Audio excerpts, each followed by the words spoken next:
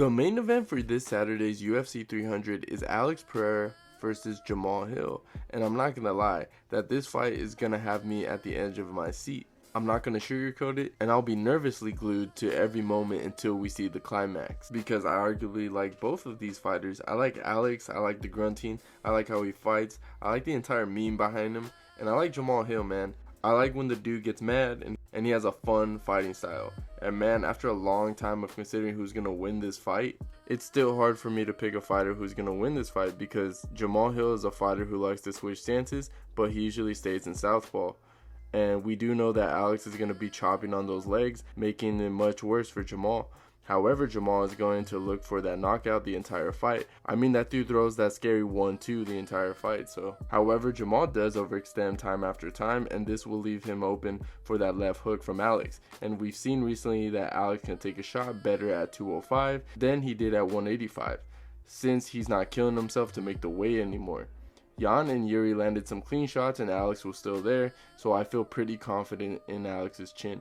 But Jamal throws everything to his punches, man. The way he throws that left hand sometimes is insanely scary. He's going to be looking to shoot that shot over the leg kicks of Alex, either if he's an orthodox or southpaw.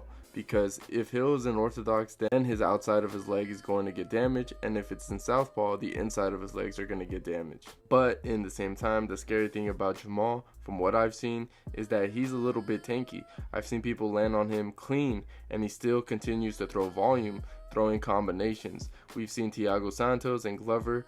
Both of these fighters have countered Jamal, but the dude kept throwing. And Jamal kind of fights like those street beef guys, just in an elite level. He basically walks forward and throws. And I could see Jamal ending this fight with a straight off Alex's leg kicks, especially since we've seen Izzy do this. But Jamahal is coming back from that Achilles injury, which could definitely impact this fight. And that's one of the most hardest injuries to come back from, especially since he's coming back from 8 months from it, since it's always determined as an internal injury as well. And if you look at Jamahal and how he usually finishes his opponents, it's with combinations. So if he's going to be throwing 5 to 6 combos, I can eventually see Alex countering, especially if Jamal's going to be overextending. And Alex has to be picky when he throws those leg kicks, throwing them out of nowhere. Since I just mentioned earlier, Jamal can be landing that 1-2 in between those leg kicks, but in the same time, Jamal won't be able to handle those many leg kicks from Alex if they do land. And I will admit, Alex is kind of vulnerable when he's moving away from you. Since Alex doesn't normally move his head, we've seen fighters like Izzy and Yuri landing, and the way that Jamal overextends with his combinations could ultimately play a factor for Alex to get knocked out.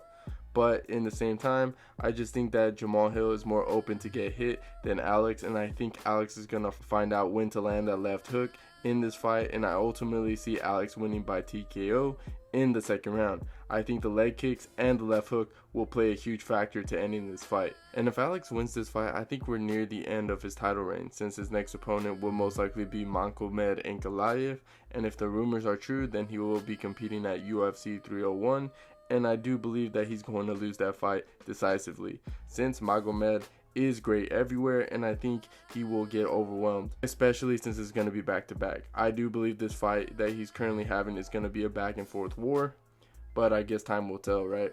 But what do you guys think of my prediction? And that's pretty much the end of the video, and if you enjoyed it, please leave a like, and don't forget to subscribe to the channel if you haven't already. And like always, guys, I'll see you guys on my next one.